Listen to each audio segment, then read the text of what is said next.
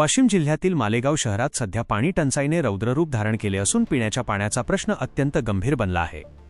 शहरात निर्माण झालेल्या या पाणीबाणीच्या पार्श्वभूमीवर मालेगावचे माजी उपसरपंच अख्तरखा गणिखा पठाण यांनी नगरपंचायत मुख्याधिकाऱ्यांना लेखी निवेदन देऊन प्रशासनाचे लक्ष वेधले आहे। प्रशासनाचा कारभार सुस्त असल्याचा आरोप करत जर पाणीपुरवठा तातडीने सुरळीत झाला नाही तर नागरिकांचा संयम सुटेल असा इशारा त्यांनी दिला आहे।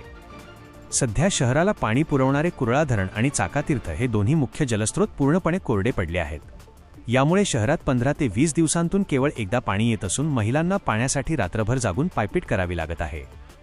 विशेष म्हणजे जे पाणी उपलब्ध होत आहे ते दूषित असल्यामुळे शहरात साथीचे आजार पसरण्याची भीतीही पठाण यांनी आपल्या निवेदनात व्यक्त केली आहे। या गंभीर समस्येवर उपाय म्हणून माजी उपसरपंच अख्तरखा पठाण यांनी प्रशासनाकडे काही ठोस मागण्या केल्या आहेत।